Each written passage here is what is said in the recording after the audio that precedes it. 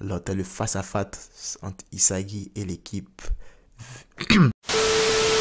Salut les potos, on se retrouve aujourd'hui pour la revue de l'épisode 7 de Blue Lock. C'est parti. Alors l'épisode commence en plein match dans notre équipe Z qui vient de se faire douiller par Quan et qui vont devoir jouer à 12 contre 10 contre l'équipe W. Du coup ça sent pas bon là, on voit déjà dès les minutes de cet épisode que l'équipe Z est complètement muselée.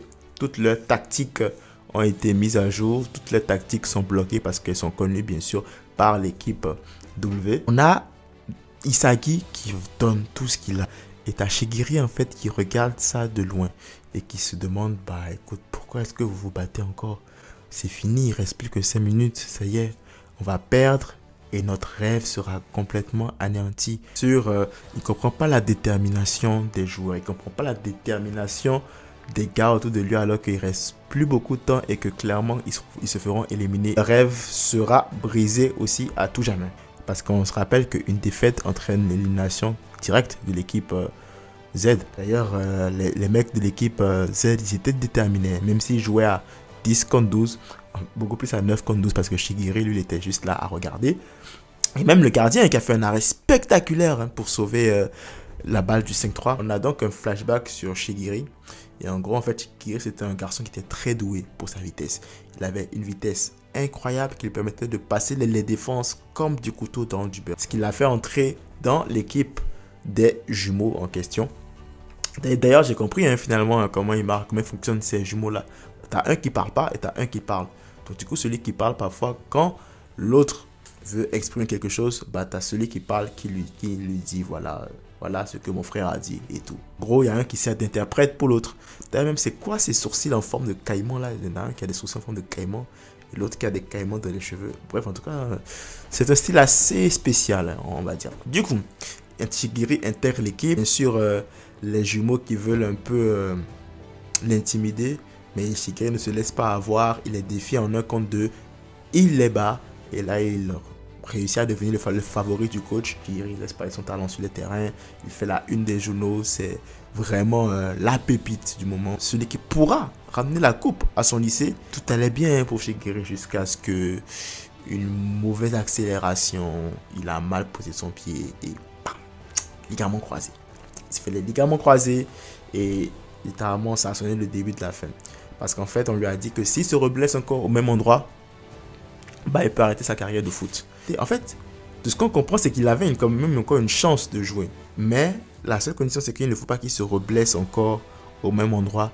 Sinon, bah, c'est fini quoi. Alors, il avait deux choix.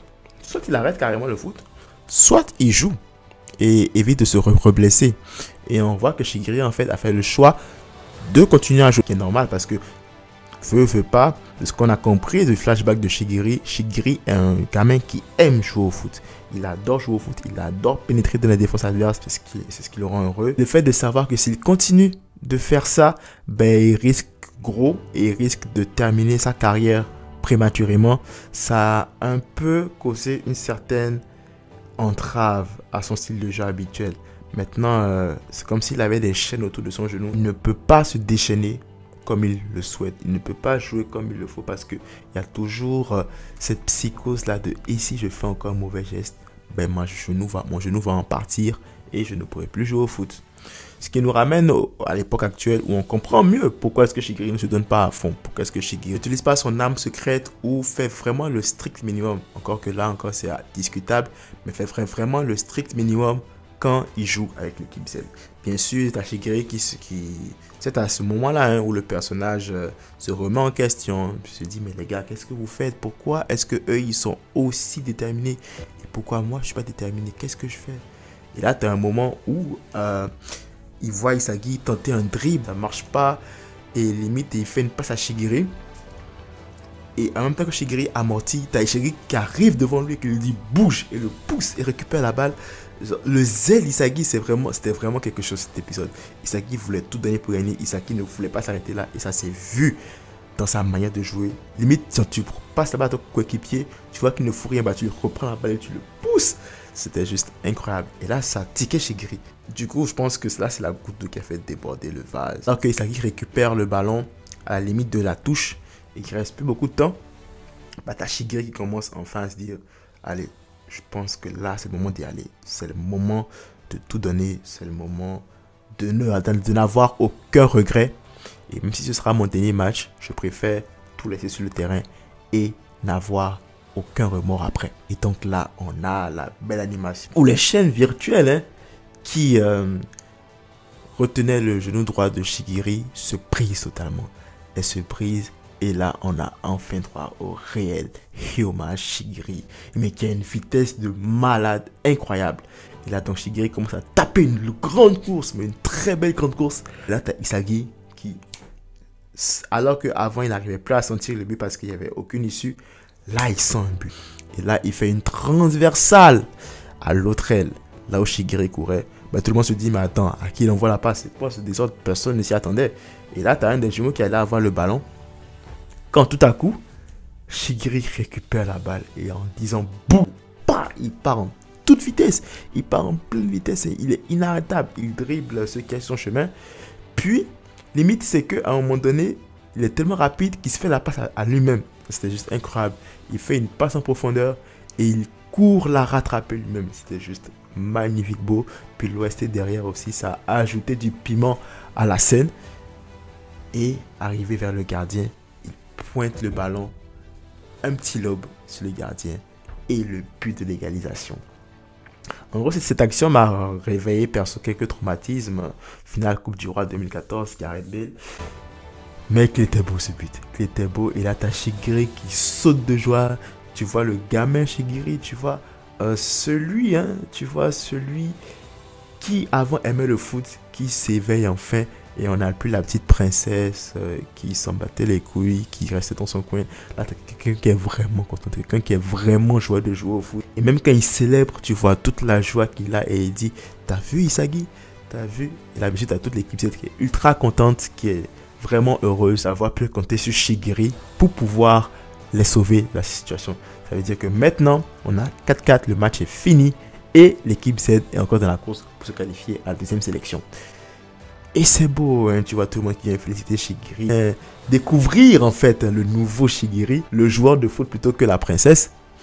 Et t'as Isagi qui vient le féliciter et Shigiri lui dit que c'est ta faute.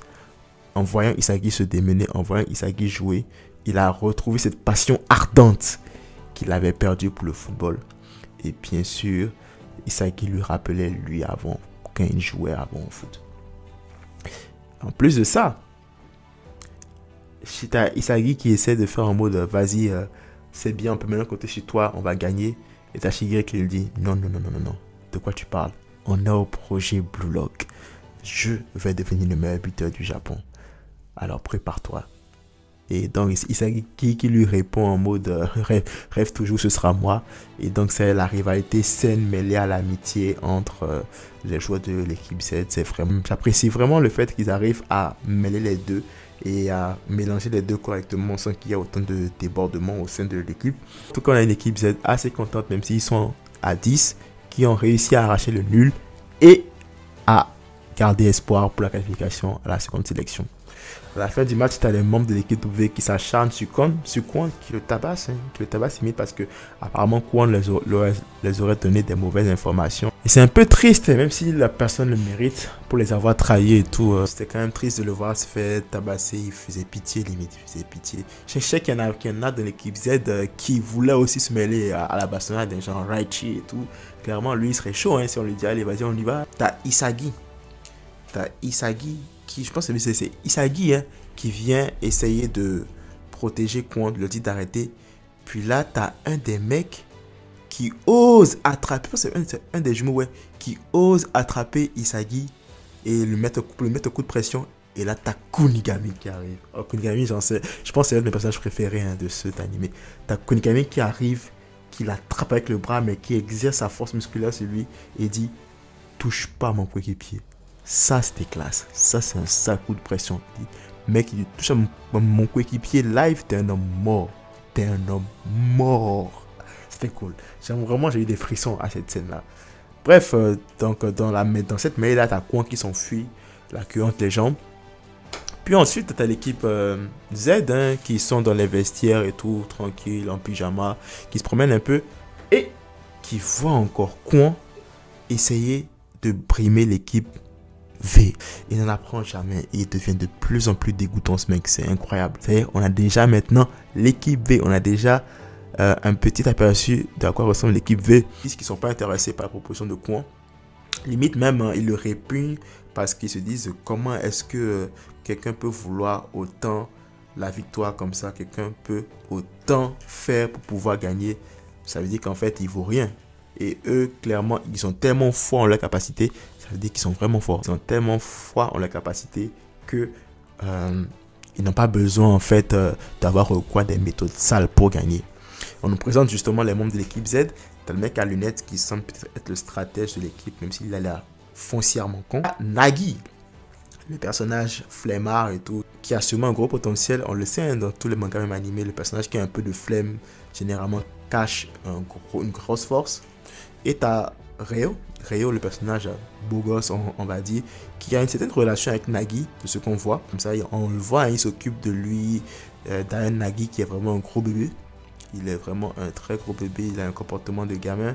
Et donc, t'as Ryo qui est là en fait pour s'occuper de lui et le tenir dans les rangs. Ce qu'on comprend, c'est que cette équipe V là, déjà, elle a 3 joueurs d'exception. Et ces 3 joueurs ne sont pas du tout à prendre à la légère. Et le gars, Nagi, de ce que j'entends et de ce que j'ai vu, il est lourd. Il est très très lourd. Et ça promet pour le match contre l'équipe V. Comme si la hype ne suffisait pas déjà en nous ayant présenté ces 3 personnages-là. Bah alors que Nagi, Ryo et leur troisième sortent de la cantine, ils font face à Isagi et l'équipe Z. Alors tu as le face-à-face entre l'équipe Z et le trio de l'équipe V. Et là, tu as la tension qui monte. Là, tu as la tension qui se construit. Et on est hypé encore plus pour le prochain match, qui sera le dernier de la phase de sélection, qui sera un match ultra décisif pour l'équipe Z. On se retrouvera la semaine prochaine pour le début de ce match qui s'annonce ultra palpitant. Franchement, j'ai cravate parce qu'on va voir Nagi, Ryo et l'équipe V jouer. On va voir un match de foot d'anthologie. Je ne sais pas si ça sera en un seul épisode ou en 2 épisodes. Peu importe, je sens que ce match sera ultra beau à regarder. On se retrouve la semaine prochaine pour la revue de cet épisode. Si vous avez aimé la revue, n'hésitez pas à liker, à laisser des commentaires, ça fait toujours plaisir de vous lire, à vous abonner si ce n'est pas déjà fait. D'ici là, prenez tous soin de vous et de vos proches. La force vous accompagne.